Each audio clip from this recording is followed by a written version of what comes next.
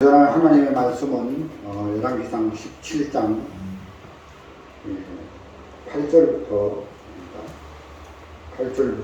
16절까지 말씀, 17절까지 말씀을 16절까지 보겠습니다.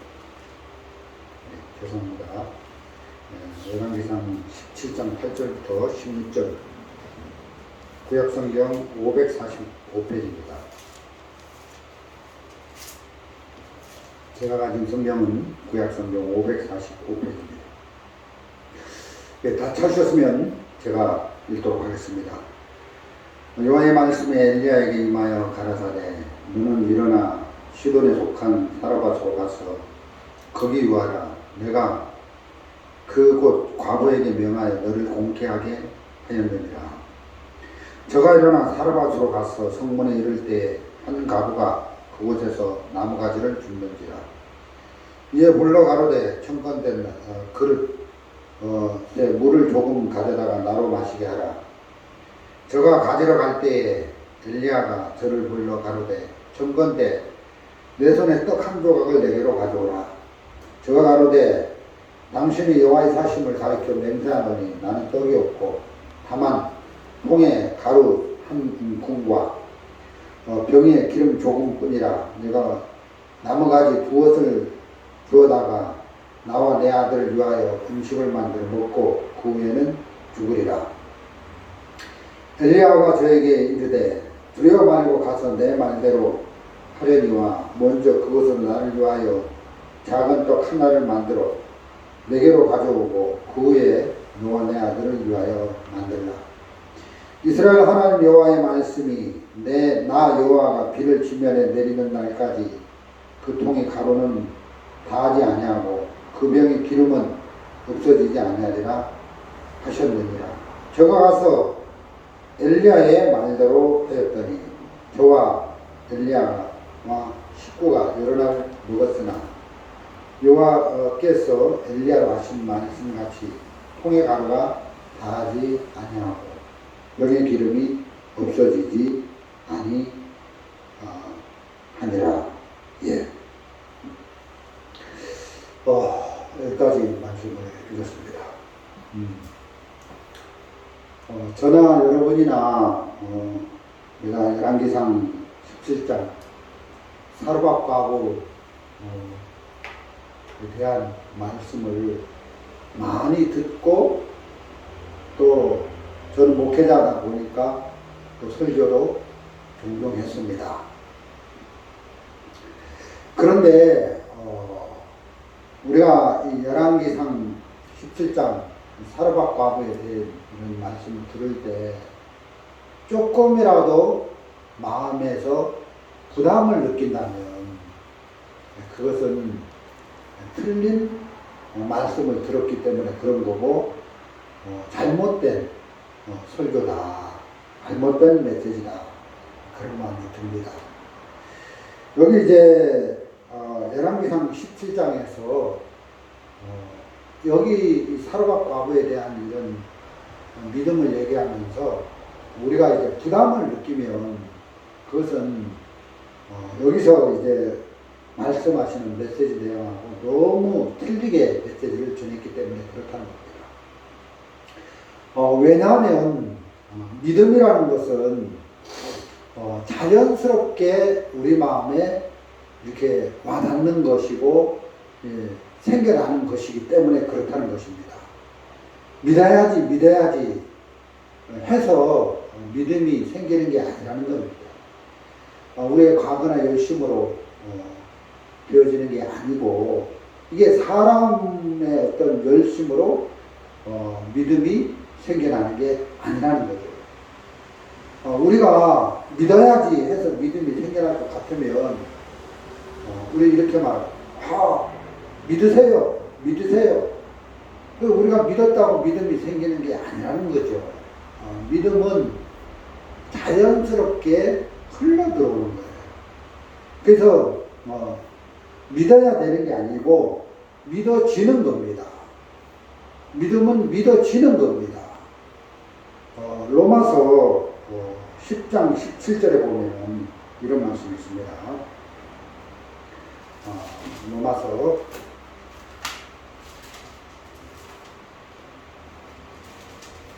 10장 17절.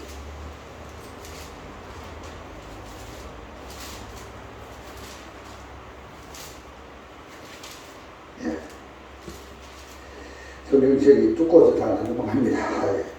자, 읽어보겠습니다. 그러므로 믿음은 들음에서 나며 들음은 그리스도의 말씀으로 말미암았느니라.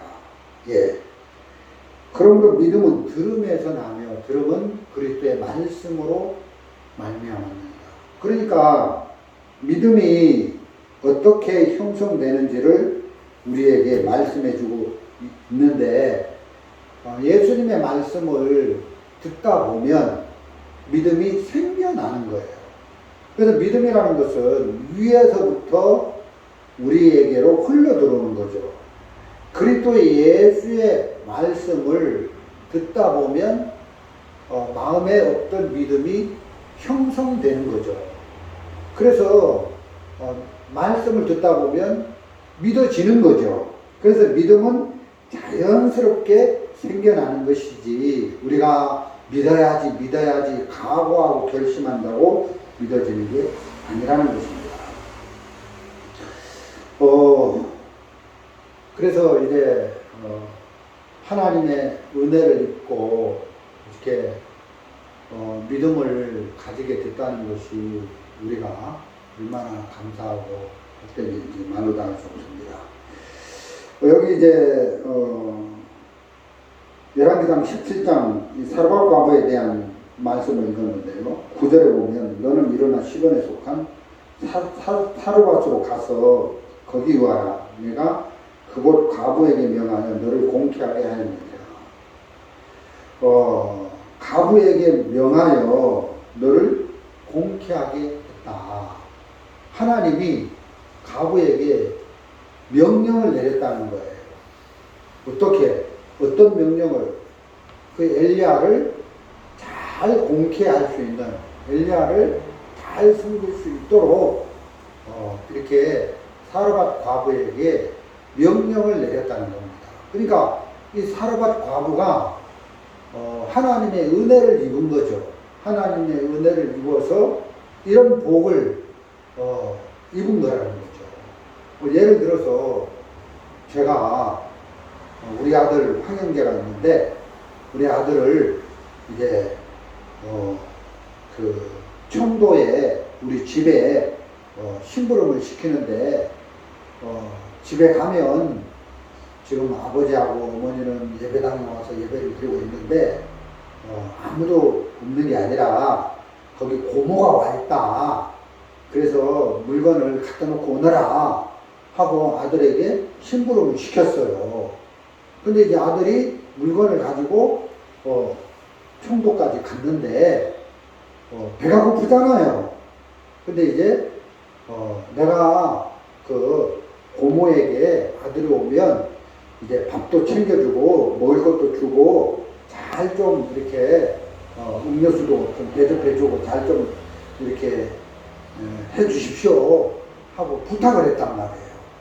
그래 이제 동생이 그 누나에게 부탁을 했는데 조카가 왔는데 그냥 보내지 않잖아요. 그냥 배가 고파가지고 물건 놔두고 가는 게 아니라 이제 아이고 점심시간인데 이제 음식도 베풀어 주고 한다는 거죠. 왜? 나하고 누나하고 약속을 했어요. 어떤 약속? 내 아들이 물건을 가지고 청도에 도착하면 고모가 이렇게 잘 돌봐주고 점심도 주고 이런 약속을 했단 말이에요. 약속이잖아요. 그래서 내 아들이 물건 가지고 청도에 집에 딱 갔는데 고모 딱 보이니까 고모 저 배고파요. 점심 주세요. 이렇게 말을 해도 되지만 말을 안 해도 고모는 이미 나하고 약속을 했기 때문에 우리 아들에게 따뜻하게 점심도 베풀어주고 이렇게 한다는 거죠. 왜? 그 약속이라는 거예요. 그러면 엘리야 선지자를 잘 공양할 수 있도록 하나님이 사르밧 과부에게 명령을 내렸다는 것입니다. 그러면 사르밧 과부는 잘 공개할 수밖에 없는 거죠. 만일 하나님이 사르밧 과부에게 이렇게 명을 내리고 약속을 했는데 그 사르밧 과부가 이 약속을 깨뜨려 버리면 어떻게 됩니까? 하나님과 사르밧 과부 사이에 이 약속이 깨져버리면 진짜 이게 막 어지러워지고 이게 막 말이 안 되는 거잖아요. 그건 있을 수가 없는 일인데, 이렇게 하나님이 이제 이 과부에게 그 엘리야를 잘 공양할 수 있도록 마음을 불러일으켜 주셨다. 우리 마음을 관리하시는 하나님께서 이렇게 과부에게 없던 그런 마음을 만들어 주셨다. 일으켜 주셨다. 그래서 이제 이 과부가 하나님의 사람을 섬기는데 전혀 부담스럽거나 어렵거나 힘들거나 이런 것이 아니라, 과부에게는 그런 마음이 전혀 없는데 하나님이 명을 내렸기 때문에 이 과부 입장에서는 하나님의 은혜를 입은 거고 복을 입은 거죠. 그래서 그게 엘리야를 섬기고 공개하는 것이 과부가 전혀 부담스럽거나 어렵지 않다, 이런 마음이 드는 거죠. 참 많은 목사님들이 이 열왕기상 17장 이 사르밧 과부의 믿음을 전하면서 굉장히 부담 주는 설교를 많이 합니다. 예를 들어 이렇게 설교를 하는 거죠. 여러분이 가지고 있는 그 사르밧 과부의 그 기름병에 조금 기름, 그 통에 가루 조금밖에 안 되는, 얼마 되지도 않는 그걸 붙잡고 있으면서 하나님을 섭섭해하고 그렇게 살렵니까? 그거 하나님께 드리면 하나님이 축복하셔서 진짜 여러분 평생에 복을 입을 수 있을 텐데 그거 하나님께 드리십시오. 이렇게 설교를 한다면 그거는 진짜 잘못된 설교라는 거죠. 그건 마치 그 심청이가 그 아버지 신봉사의 눈을 뜨기 위해서 그 팔려가잖아요. 공양이 300석에. 그래서 공양이 300석에 팔려가는데 이렇게 자기를 드리면 부처님이 이제 감동하셔가지고 그 아버지 감긴 눈을 띄워줄 거다. 이렇게 설교하는 거나 똑같다는 거죠. 근데 성경에서 하나님은 부처님 같은 분이 아니라는 거예요. 그래서 우리가 뭘 이렇게 하면 우리가 한 그 대가로 이렇게 하는 그런 어떤 분이 아니라는 거죠. 그럼 신약 성경에서 하나님은 우리에게 어떻게 말씀을 하시느냐, 어떻게 우리에게 이야기하고 계시느냐, 우리가 구원을 받고 난 이후에 하나님하고 우리가 관계에 대해서 하나님이 우리에게 너는 내 것이다, 이렇게 말씀하시고 계신다는 거죠. 하나님이 우리의 주인이 되셨고 내 자신 모두가 하나님께 속했고 하나님의 것이라는 거예요. 그래서 내가 가지고 있는 모든 것을 하나님께 드리든지 드리지 않든지 그와 전혀 상관없이 하나님의 것이 되었다는 것입니다. 예를 들어서 이렇게 믿음을, 이 사르밧 과부의 믿음을 이야기하는 부분에서 이렇게 설교를 한다면 몰라도 어떤 부담을 주는, 우리도 이렇게 우리가 가진 이런 작은 것을 다 드리면 올 왔습니다 하면서 우리에게 어떤 것을 막 요구하는 이런 설교를 한다면 그것은 잘못된 설교다, 틀린 설교다, 그런 마음이 드는 겁니다. 어떻게 보면 이 사르밧 과부가 은혜를 입은 거죠. 은혜를. 하나님이 이 사르밧 과부에게 은혜를 베풀어 주신 부분이 된다는 것입니다. 그래서 이제 사르밧 과부가 어떤 그런 마음이 하나님께서 넣어주셔서 그 마음을 가지고 이제 엘리야를 공개하게 하셨으니까 이게 자연스럽게 되는 것이지 막 아까워서 막 그 가루통에 가루 조금, 통에 기름 가루 조금밖에 없는데 그걸 마지 못해서 이렇게 드렸더니 내가 이런 복을 받았다. 그렇게 부담스러운 설교를 하는 것은 아주 잘못된 설교다. 그러면 이 시대에 그 상황을 우리가 한번 볼 필요가 있다는 것입니다. 이 시대 그 상황이 어떤 상황이냐 하면 지금 이 엘리야를 사르밧 과부에게 보낼 이 당시 그 시대의 흐름은 아합 왕이 왕으로 있던 시절입니다. 아합 왕이 참 이스라엘의 참 악한 왕 중에 한 사람이었는데 아합이 왕이 되고 난 다음에 아합이 누구를 왕비로 맞이했냐면 시돈 땅에 거하는 바알의 왕, 바알의 딸 이세벨을 왕비로 맞이했다는 거예요. 그 바알의 딸, 바알의 왕이라는 것은, 바알이라는 것은 이제 시돈 땅에 거하는 이제 바알 제사장이라는 거죠. 그러니까 그 이세벨의 아버지는 바알을 섬기는 제사장이었을 뿐만 아니라 왕이었다. 왕과 제사장 겸직을 했다는 거죠. 그런 이제 아주 악한 그 이세벨을 이스라엘 왕 아합이 왕비로 맞이하게 됐다는 거예요. 그래서 이제 이스라엘 왕 아합이 이세벨을 왕비로 맞이하고 나니까 어떤 현상이 일어났습니까?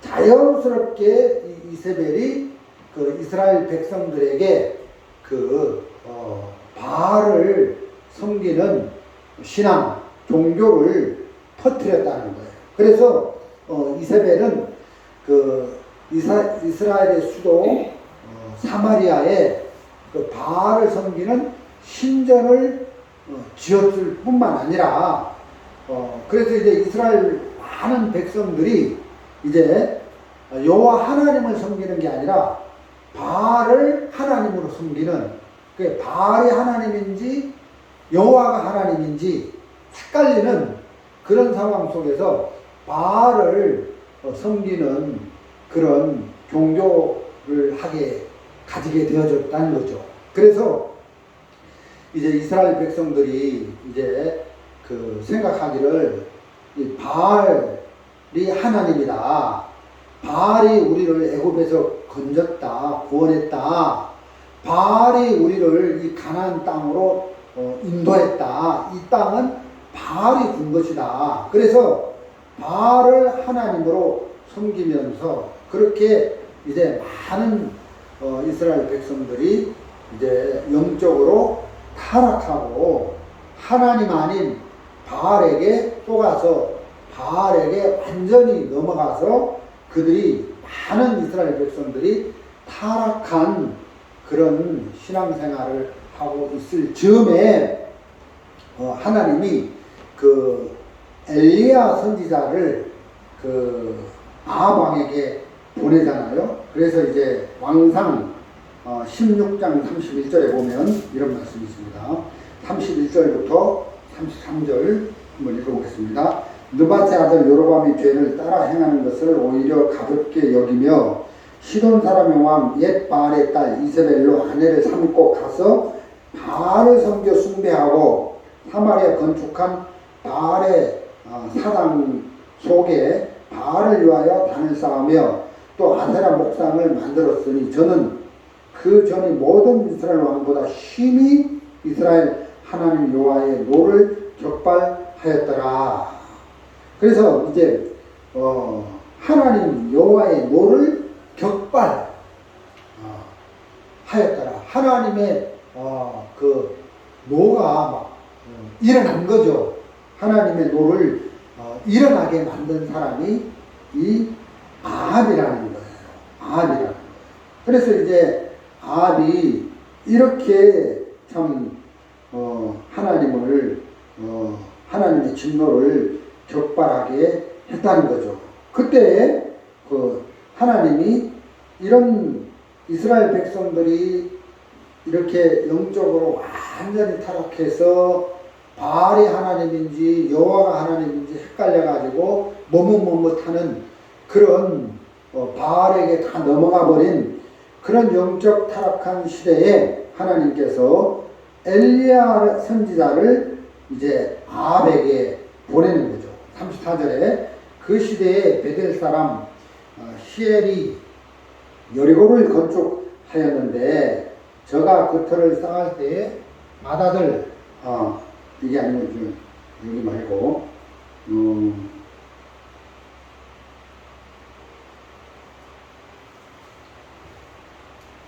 17장 1절 그 바로 밑에 17장 1절입니다. 죄송합니다.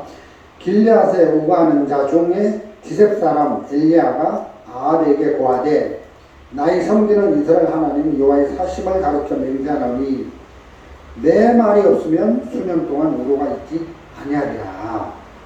그래서 이제 엘리야가 아합에게 고하되 나의 섬기는 이스라엘 하나님 여호와의 사심을 가르쳐 맹세하노니 내 말이 없으면 수년 동안 우로가 있지 아니하리라. 그래서 이제 비가 내리지 않을 것을 이제 얘기를 합니다. 그래서 이제 3년 6개월 동안 그 이스라엘은 산지인데 물을 저축할 수 없는 땅이잖아요. 그래서 이제 농사를 못 짓잖아요. 하늘에서 비가 내려서 지면에 땅을 적셔줘야 농사를 지을 수 있는데 비가 안 오니까 농사를 지우지 못하잖아요. 그러니까 이제 점점 가물어지잖아요. 그래서 이제 기근이 오고 사람들이 이제 먹을 것이 없고 굶주리고 이렇게 된다는 거죠. 그래서 이제 아합 왕이 생각을 하는 거죠.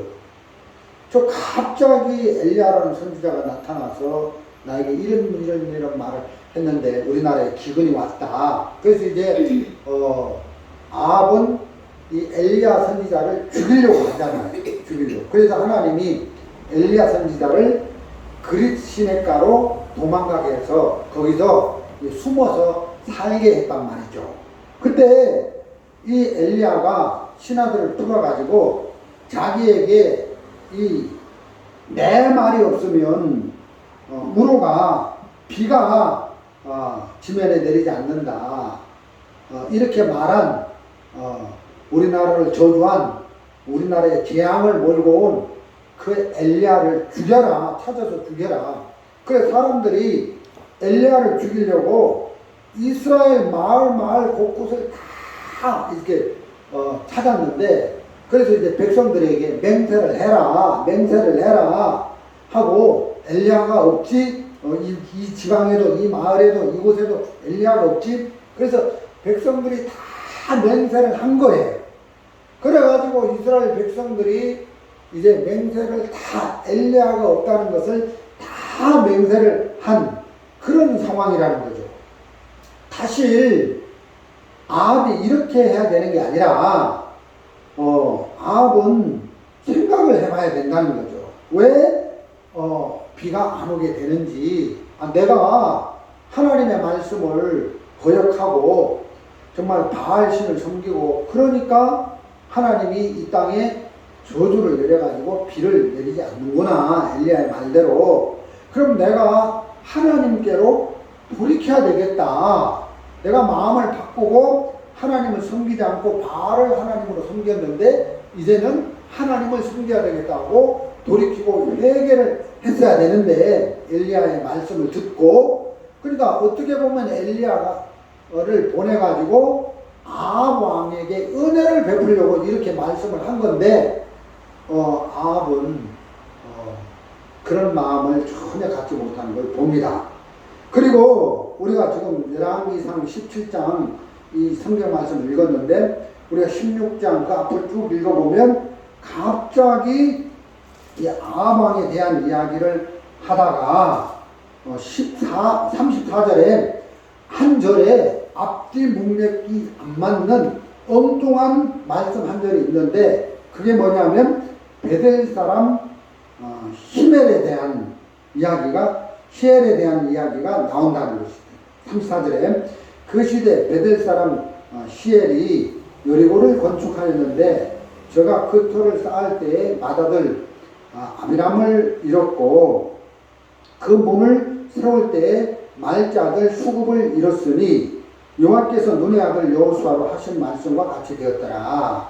자, 이게 무슨 말씀입니까? 베델 사람 히엘이 여리고를 건축했다는 거예요.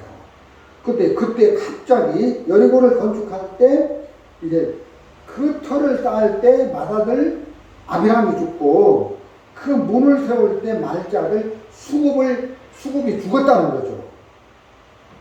근데 이 말씀이 무슨 말씀이냐면은 지금 이 아방 시대에 이 베델 사람 히엘이 여리고를 건축하는 이 시대로부터 500년 전, 약 5, 600년 전에 여호수아가 말씀을 하셨다는 거예요. 무너진 여리고 성을 건축하면 이렇게 저주를 받을 것이다.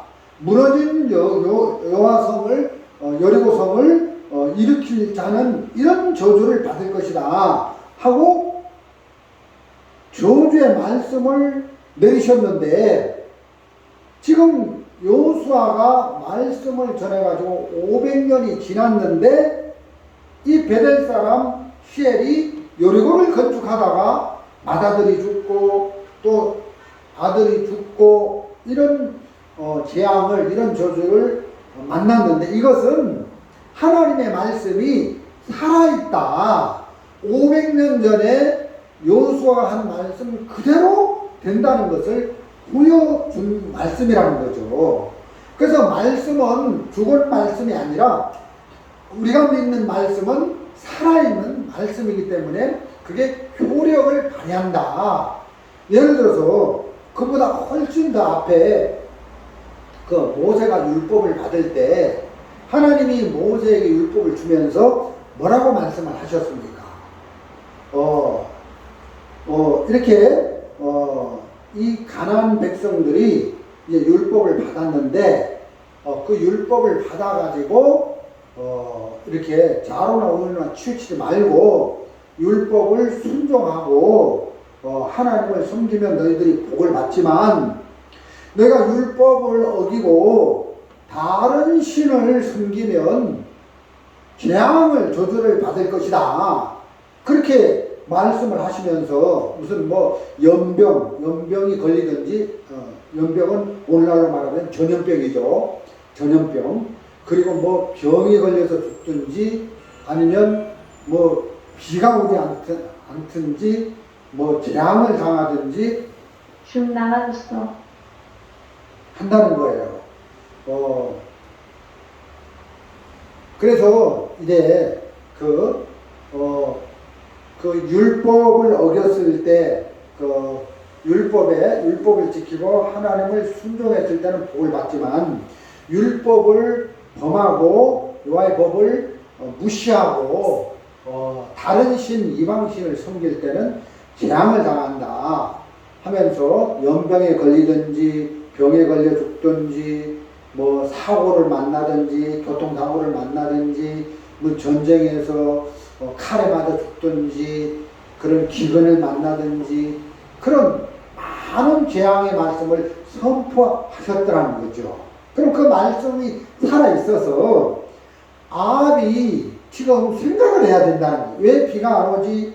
하나님의 엘리야 선지자를 통해서 이스라엘에 살아계신 하나님의 사심을 가르쳐 맹세하노니 내 말이 없으면 우로가 다시 이 땅에 있지 않을 것이다 하고 재앙을 내렸는데 기근이 왔다.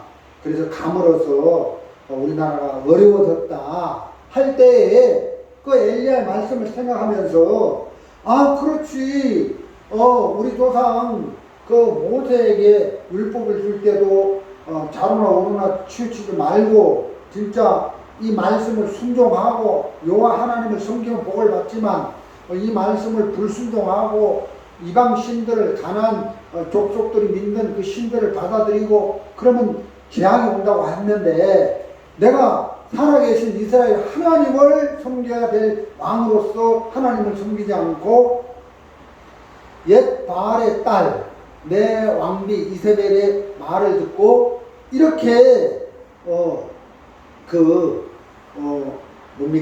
바알을 섬기고 바알을 따라가니까 하나님이 이렇게 우리나라를 저주하시는구나. 내가 엘리야의 말씀대로 돌이켜야지.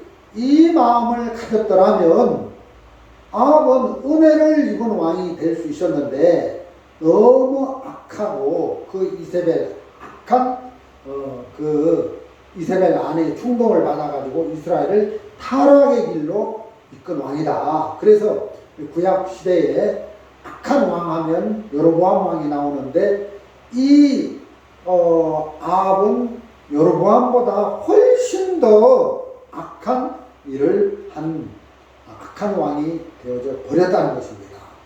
그래서 이 아합이 그 엘리야를 죽이려고 사람을 보내가지고 그 이스라엘의 모든 사람들로 하여금 그 엘리야를 이렇게 숨기지 못하도록 엘리야를 받아들이지 못하도록 영접하지 못하도록 엘리야를 죽이려고 맹세를 하고 엘리야를 보지 못했다. 엘리야가 없다. 이렇게 이스라엘의 이런 백성들에게 그렇게 그런 것들을 이렇게 강요하고 했다는 것이죠. 이런 시대에서 이제 엘리야는 도저히 이스라엘 땅에 살 수가 없어서 그릿 시냇가로 도망가서 하나님이 거기서 숨어 살게 했는데 그때 하나님께서 이제 그릿 시내가 말랐을 때 하나님이 이제 사르밧 과부 시돈 땅에 가는 사르밧 과부에게 보내서 엘리야를 공개하게 하셨다. 그런 말씀을 우리가 지금 이렇게 공부하고 있습니다. 자, 우리가 그 누가복음 4장 25절을 한번 보겠습니다. 누가복음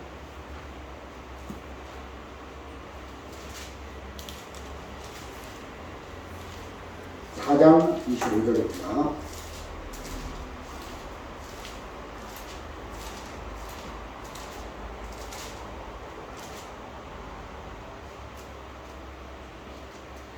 제가 한번 읽어보겠습니다. 4장 25절, 26절.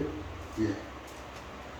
내가 참으로 너희에게 이르노니 엘리야 시대에 하늘이 새해 6달을 닫히어 온 땅에 큰 흉년이 들었을 때에 이스라엘에 많은 과부가 있었을 때 엘리야가 그중 한 사람에게도 보내심을 받지 않고 오직 시돈 땅에 있는 사렙다의 한 과부에게 뿐이었으며 지금 예수님이 누가복음을 통해서 구약 시대에 엘리야 시대에 이 엘리야를 그 시돈 땅에 가는 사밧 과부에게 보냈다.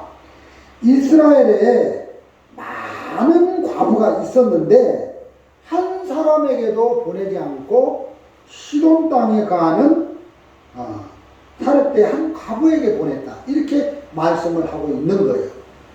여러분 이 사밧 과부가 살던 나라는 시돈 땅입니다. 여러분 시돈은 아합이 왕비로 자기 아내로 맞이한 이세벨의 아버지가 다스렸던 나라예요. 그 시돈 땅에 가는 바알의 딸. 그러니까 이제 그 바알의 나라의 그 바알을 섬기는 제사장, 바알을 그 바알의 왕, 이세벨의 아버지는 그 아버지가 속한 나라가 시돈 나라, 시돈 땅이라는 거죠. 그러면 이 시돈 땅에 가는 사르밧 과부는 믿음이 일어날 수가 없는 거죠. 악한 바알의 섬기는 바알의 제사장 바알의 왕을 따라가는 그런 그 시돈 땅에 있는 작은 마을 사르밧에서 무슨 하나님을 믿는 믿음을 가진 사람이 일어날 수 있겠습니까? 근데 이 사르밧 과부가 어떤 스스로 믿음이 있는 게 아니라 하나님께서 사르밧 과부에게 믿음을 일으켜 주셨다는 거죠. 그래서 이 엘리야를 그 사르밧 시돈 땅에 가는 사르밧 과부에게 보냈다. 이스라엘에 많은 과부가 있었지만 한 사람에게도 보내심을 잊지 못했다. 이런 말씀을 들을 때 참 감사한 거예요. 예수님께서 왜 이 말씀을 하셨습니까? 예수님께서 이 지금 엘리야 시대 때 엘리야를 사르밧 과부에게 보냈는데 이스라엘의 많은 과부들은 있었는데 그들은 엘리야를 받아들일 믿음이 없었다. 이런 뜻도 되잖아요. 자, 예수님이 요한복음에서 자기 땅에 오매 자기 백성이 영접지 아니하였으나 영접하는 자, 곧 그 이름을 믿는 자들에게는 하나님의 자녀가 되는 권세를 주셨다고 했습니다. 자, 예수님이 누구에게 보내심을 받았냐면 자기 백성 유대인들에게 보내심을 받았는데 유대인들이 예수님을 거절했다는 거예요. 그래서 이방인인 시돈 땅에 가는 사르밧 과부와 같은 나에게 예수님이 보내심을 받아가지고 나에게 오셨다. 이게 너무너무 감사하다는 거죠. 예수님이 나에게 오셨다. 이걸 생각해보면 얼마나 감사한지 모릅니다. 그래서 예수님을 나에게 보내셔서 예수님을 영접했다는 거예요. 예수님 안에 내가 들어갔다는 거죠. 또 예수님이 내 안에 오셨다. 이 말씀이 너무너무 감사한 거예요. 그래서 예수님 나는 내가 복음을 들을 때 그게 이제 믿어졌다는 것이 너무너무 감사한 거예요. 어느 날 마치 그 자석이 쇠에 탁 달라붙듯이 어느 날 이 복음이 나에게 들려졌는데 이 예수님의 진리의 말씀이 복음이 그게 거부가 안 되고 흡수가 되더라고요. 그래서 내가 그리스도와 함께 십자가에 못 박혀 죽었으니 내가 예수님과 함께 십자가에 못 박혀 죽었다는 이 말씀이 믿어져 버린 거예요. 이게 하나님의 은혜죠. 하나님이 마음을 관리하시는 하나님이 내게 없던 어떤 마음들을 일으켜 주셔서 이런 하나님의 은혜를 입어서 하나님의 말씀을 믿을 수 있도록 하셨다는 게 이게 은혜라는 겁니다. 그래서 이게 은혜로 되어지는 것이다. 그래서 이제 엘리야가 시돈 땅에 가는 사르밧 과부에게 보내심을 받았는데 어떻게 보면 사르밧 과부가 엘리야를 섬긴 게 아니고 엘리야 덕분에 엘리야가 사르밧 과부를 섬긴 것이다. 하나님이 사르밧 과부를 섬긴 것이지 사르밧 과부가 하나님을 섬긴 게 아니라는 것입니다. 그래서 이제 엘리야가 사르밧 과부에게 보내심을 받고 가서 뭐라고 합니까? 우리 봅시다. 10절에 저가 일어나 사르밧으로 가서 성문에 이를 때 한 과부가 그곳은 나무가지를 줍는지라 이에 불러 가로되 청컨대 그릇에 물을 조금 가져다가 나로 마시게 하라. 물을 조금 가져다가 나로 마시게 하라 그러잖아요. 그러니까 물을 떠다가 이제 엘리야에게 드렸는데 하나님의 사람 엘리야에게 드렸는데 그걸 먹고 또 11절 저가 가지러 갈 때에 엘리야가 저를 불러 가로되 청컨대 내 손에 떡 한 조각을 내게로 가져오라. 그래서 이제 물을 가지러 갈 때 이제 떡도 나를 위해서 만들어서 한 조각을 내게로 가져오라. 저가 가로되 당신이 하나님 여호와의 사심을 가르쳐 맹세하는 나는 떡이 없고 다만 통에 가루 한 움큼과 병에 조금 기름 조금 뿐이라.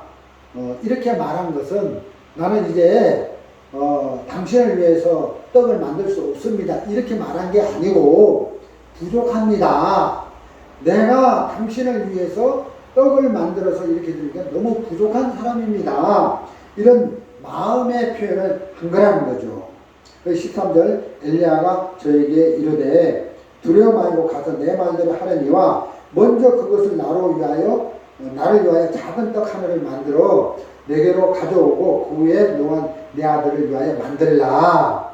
그래서 이제 작은 떡을 만들어 가지고 이제 엘리야에게 갖다 줬고, 그 다음에 그 남은 짜뚱이는 먹었는지 안 먹었는지 모르겠습니다만은 하여튼 그래서 이제 14절 이스라엘 하나님 여호와의 말씀이 나 여호와 비를 지면에 내리는 날까지 그 통이 가루는 다하지 아니하고 그 병의 기름은 없어지지 아니하리라 하셨느니라. 저가 가서 엘리야의 말대로 하였더니 저와 엘리야와 식구가 여러 날 먹었더라. 이렇게 말씀이 되어져 있는 겁니다. 그래서 이제 엘리야를 받아들였는데 엘리야의 말씀대로 했는데 이제 여러 날 이제 비가 3년 6개월 동안 비가 안 오는데 여러 날 먹었더라. 이 말씀을 보는데 어떤 마음이 듭니까? 어떤 마음이 드냐면 요한복음 6장 35절 말씀이 생각나는 거예요. 자, 우리 요한복음 6장 35절 보겠습니다.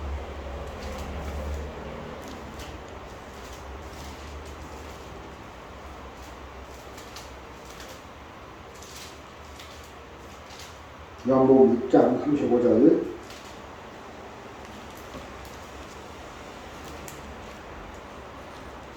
예수께서 가라사대 내가 곧 생명의 떡이니 내게 오는 자는 결코 줄이지 아니할 터이요 나를 믿는 자는 영원히 목마르지 아니하리라.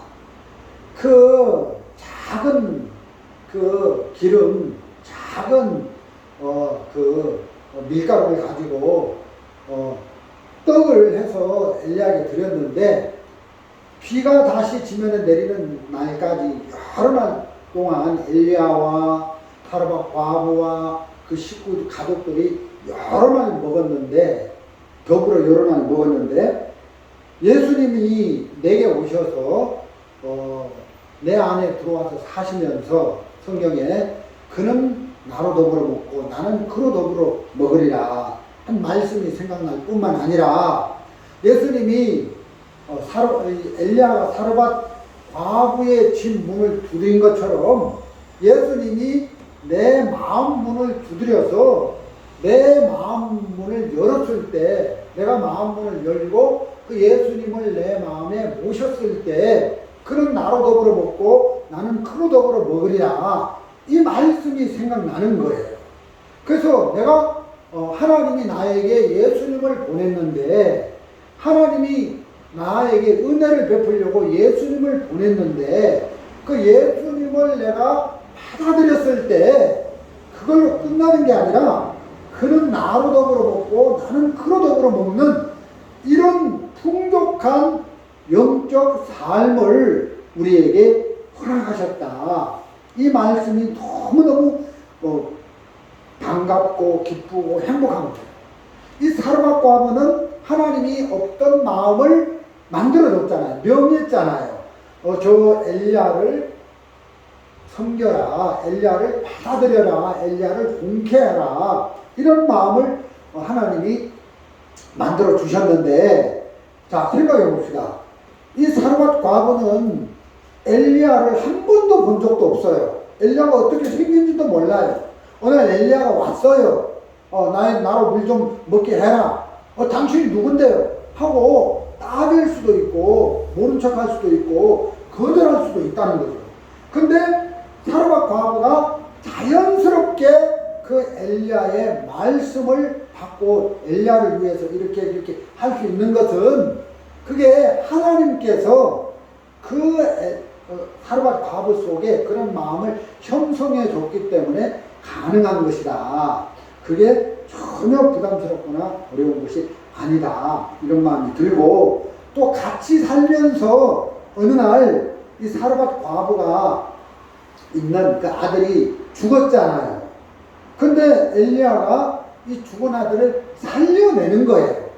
그러면 하나님이 엘리야를 사르밧 과부 집에 보낸 것은 사르밧 과부가 엘리야를 섬긴 게 아니라 하나님의 사람 엘리야가 사르밧 과부를 숨겼다. 그래서 사르밧 과부의 집에 모든 부분을 살피잖아요. 엘리야가 내가 뭘 도와줘야 될지를 살피잖아요. 내가 어떻게 저 여자를 복을 줄까 하고 엘리야가 사르밧 과부의 집을 샅샅이 살펴봤는데 그 사랑하는 하나밖에 없는 과부의 아들이 죽었어요. 근데 엘리야가 그 죽은 아들을 살려냈다는 겁니다. 그럼 사르밧 과부가 이런 복을 입은 것은 그냥 하나님이 보낸 엘리야를 받아들인 것 뿐인데, 영접한 것 뿐인데, 이런 복을 받은 것은 똑같다는 거죠. 우리가 어느 날 하나님이 나에게 은혜를 베풀어서 예수님을 보낸다는 거예요. 나에게 예수님을 보냈는데 내가 그 예수님의 복음을 들을 때 그게 거절되어지는 게 아니라 믿어졌다는 거예요. 그래서 이게 예수님을 받아들였을 뿐인데, 영접했을 뿐인데, 그 예수님이 내 마음 안에 들어오셔서 죽은 소망을 일으키고, 죽은 기쁨을 일으키고, 죽은 감사를 일으키고, 죽은 찬양을 일으키고, 그러니까 내 마음에 없던 마음들이 막 생겨나는 거예요. 그러니까 내가 행복하고 감사하고 기쁘다는 거죠. 마치 엘리야가 그 시돈 땅에 가는 사르밧 과부의 죽은 아들을 살린 것처럼 하나님의 아들 되신 예수 그리스도가 내 마음에 들어오셔서 죽은 내 마음을 일으키시니까 너무너무 행복하다는 거죠. 죽은 내 마음을 막 살리시니까 감사한 거죠. 어느 날 이 사르밧 과부의 마음에 정말 하나님의 사람 엘리야를 공개할 마음이 전혀 없었는데 하나님이 그 마음을 일으켜 주시니까 이 사르밧 과부가 하나님의 사람을 공개하는 것은 전혀 부담스럽거나 그게 힘들거나 어렵지 않고 자연스럽고 쉽고 평안하게 되어졌다는 걸 볼 수가 있다는 것입니다. 옛날에 이런 예화가 있습니다. 저는 사극을 좋아하는데 그 왕의 그 왕비가 있잖아요. 왕비가 있는데 그 태자를 임신을 못하는 거라. 그래서 사람들이 무시하고 멸시하는데 어느 날 이 왕비가 뱃속에 태자를 임신한 거예요. 그러면 진짜 기쁘잖아요. 막 어깨가 막 올라가고 원수들이 와서 막 뭐라 하면 뭐라 하겠어요. 난 내 뱃속에 지금 태어난 건 아니에요. 태자가 있어. 이 태자가 어느 날 왕이 되면 너희들 두고 가 하고 막 어깨가 올라가잖아요. 임금님도 왕비가 태자를 임신하면 그때부터는 어찌할 수 없는 거예요. 이 태자를 임신하고 뱃속에 왕비가 태자를 가진 순간부터 이 왕비는 보통 왕비가 아니라 굉장히 권위가 있고 높은 왕비가 되는 것처럼 우리가 어느 날 하나님이 우리에게 만왕의 왕 되신 예수 그리스도를 우리 마음에 보냈다는 거예요. 나에게 보냈다는 것입니다. 여러분, 이 말씀을 가지고 구원 안 받은 사람들이 이제 엘리야를 영접한 것처럼 예수님을 영접한 이런 구원 안 받은 사람 구원을 받아야 될 그런 쪽으로 메시지를 전할 수도 있겠지만 우리는 바꾸어서 이 말씀은 우리는 다 구원을 받고 예수님을 모신 사람이고 영접한 사람이니까 구원받은 우리에게 이미 예수님이 오셨다는 것입니다. 그럼 만왕의 왕 대신 예수님이 우리에게 오셔서 무슨 일을 하겠습니까? 그분이 모든 것을 살펴주셔서 우리를 복되게 행복하게 이렇게 이끌어 주시는 일을 하고 있다. 이런 말씀을 보니까 열왕기상 17장에 이 사르밧 과부가 엘리야를 영접해서 엘리야와 더불어 먹고 마시고 하면서 사르밧 과부가 은혜를 입고 하나님께 복을 받는 이야기를 이렇게 자연스럽게 되어진 이 부분을 우리에게 설명해 주고 있는 것이다. 우리가 구원을 받을 때 우리가 막 부담스럽거나 막 믿어야지 해서 믿어진 게 아니라 어느 어떤 하나님의 말씀을 우리가 듣고 그 복음의 말씀이 믿어졌다는 거예요. 그래서 구원받고 나서 이렇게 하나님과 더불어 먹고 마시면서 이렇게 은혜를 입고 신앙생활 하는데 그게 힘든 것이 아니라 쉽게 되어진다. 저는 기소선에 있을 때 그런 어떤 목사님이 저한테 이런 얘기를 하더라고요. 황 목사, 선교에 떠난 목사들, 사역자들, 형제들 많지? 네. 근데 그 선교에 떠난 목회자들이 목회하는 거 봤어? 목회하는 목사 있어? 없습니다. 선교에 떠난 목사들이 뭐 교회 예배당 얻어서 뭐 그런 거 봤어? 선교에 떠난 목사들이 복음 전하는 거 봤어? 선교에 떠난 목사들이 성경 읽는 거 봤어? 막 그런 이야기를 많이 들었는데 없습니다. 근데 내가 선교회를 떠났어요. 그럼 내 자신에게 물어야 되잖아. 내가 선교회 떠났는데 진짜 선교회 떠난 목사들처럼 나도 목회 안 하고 나도 성경 안 읽고 나도 복음 안 전하고 나도 일 속에 돈 속에 욕망 속에 빠져서 복음을 버리고 그렇게 타락한 상태로 흘러가는가 싶었더니 제가 이제 선교회를 나와서 우리 경산으로 이사오고 또 경산 이사오기 전에 당진에 있었는데 예배를 드려야 되겠다 해가지고 쭉 예배를 드리고 성경을 읽고 했는데 하나님이 제 마음속에 그런 마음을 주시는 거예요.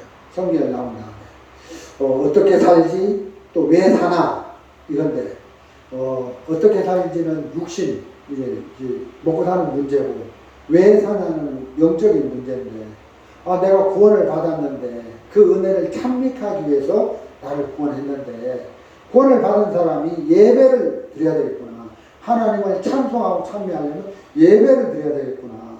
그래서 강진에서 우리가 강진교회 나오자마자 제 아내하고 계속 우리 가족들하고 주무를 해가지고 예배를 드렸습니다. 그게 벌써 2년, 3년 가까이 되는데 그래서 이제 경산으로 이사를 와서 또 예배를 드리기 위해서 예배당을 얻었다. 그래서 하나님이 조금씩 내 마음을 일으켜 주시는 걸 볼 수가 있었다는 거죠. 그래서 이제 17장 17절에 보면 2일 후에 그 집 주무되는 여인이 아들이 병들어 증세가 심히 위증하다가 숨이 끊어진지라 여인이 엘리야에게 이르되 하나님의 사람이여 당신이 나로 더불어 무슨 상관이 있기로 너희를 생각나게 하시나이까. 그래서 쭉 보면서 이제 그 아들을 살렸는데 24절에 여인이 엘리야에게 이르되 내가 이제야 당신은 하나님의 사람이시오 당신이 입에 있는 여호와의 말씀이 진실하신 줄 아노라. 이제야 당신은 하나님의 사람이요 이렇게 하나님이 이 사르밧 과부의 마음을 조금 믿음 편으로 이끌어서 결국 이제 여호와의 말씀 엘리야의 입에서 나오는 여호와의 말씀이 진리인 줄 아노라 깨닫게 믿게 하셨다는 거죠. 하나님이 우리를 구원하신 다음에 막 믿음을 강요하는 분이 아니라 어떤 믿음을 막 강요해서 막 만들어내는 분이 아니라 하나님은 우리 속에 믿음을 일으키기 위하여 조금씩 이끌어 가셔서 결국 믿음을 가질 수밖에 없도록 이렇게 일을 하시는 분이시다. 이게 너무너무 감사하다는 거죠. 그래서 기도선을 나와서 내게 어떤 마음을 일으켜서 교회를 하게 하셨고 또 말씀을 전하게 하셨고 매일 성경 공부를 하게 하시고 또 우리가 기도회를 하고 또 이제 우리가 청도로 예배당을 옮기려고 하고 있는데 또 이렇게 개척교회를 할 마음을 주시니까 개척교회를 하고 또 주님을 찬송할 마음을 주시니까 찬송하게 하고 이게 쉽다는 겁니다. 이게 어렵지가 않다는 것입니다. 이게 막 내가 막 찬송을 하고 내가 막 주님을 기쁘시게 하고 내가 막 복음 전하고 내가 예배당 뭐 얻으려고 하고 내가 교회를 하려고 그러면 얼마나 부담스럽고 어렵겠습니까? 하나님이 마음을 관리하시는 분인데 우리에게 어떤 마음을 주님이 일으켜 주셔서 주님으로 말미암아 그 마음을 하게 하시니까 정말 너무너무 쉽다는 거죠. 하나님이 내게 이런 마음을 넣어주시고 그 마음을 불러 일으켜 주시면 그런 마음을 따라서 성경을 읽고 우리가 연보도 하고 복음도 전하고 이런 게 전혀 어렵지 않다. 그래서 우리가 열왕기상 17장에 이 사르밧 과부의 믿음을 우리가 얘기할 때 전혀 부담스럽거나 어떤 어려운 일이 아니고 이게 하나님이 사르밧 과부 속에 어떤 마음을 넣어주실 뿐만 아니라 그 마음을 생겨나게 하셔서 그 마음을 따라서 움직일 수밖에 없도록 하셨습니다. 그래서 이 사르밧 과부는 엘리야를 공개할 수밖에 없도록 하나님이 이끌어 가시고 만들어 가신 것이다.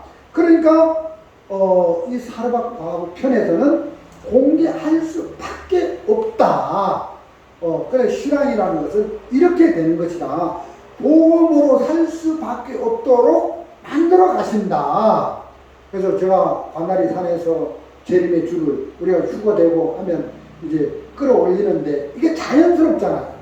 그래서 우리가 7년 환란을 준비하고 그러면서 산을 가꾸고 관리하고 1,600평이나 되는 그 땅을 관리한다는 게 나 혼자 그게 쉬운 일이 아니잖아요. 우리 가족이 쉬운 일이 아닌데 그게 막 부담스럽거나 막 괴롭거나 고통스러운 게 아니라 막 이게 막 자연스럽게 그 산을 관리하는 마음이 막 일어나는 겁니다. 그래서 이게 쉽다는 겁니다. 우리가 어떤 것을 하려면 이 사르밧 과부가 자기가 스스로 믿음을 가지고 엘리야를 공개하려면 너무너무 힘들 텐데 하나님이 그 마음을 넣어주시고 이끌어주시고 인도에 가시니까 너무 쉬운 것처럼 신앙이 바로 이런 것이다. 하나님이 우리 속에 이런 마음들을 저런 마음들을 만들어 주셔서 어떤 마음들을 있게 하셔서 새로 생긴 주님으로 말미암는 마음을 가지고 우리가 발을 내디디니까 쉽고 편안하고 자연스럽고 안식 있고 쉼이 누려지고 이런 마음이 있습니다. 그래서 이번 한 주간도 하나님께서 우리 마음을 관리하시고 우리 마음을 일으키시는 그런 하나님이 우리 마음에 어떤 마음들을 또 생겨나게 하셔서 그 마음으로 복음을 섬기고 주님을 섬기면서 은혜 있는 삶을 사시는 저와 여러분 되시기를 바랍니다. 오늘 말씀은 여기까지 전해드리도록 하겠습니다.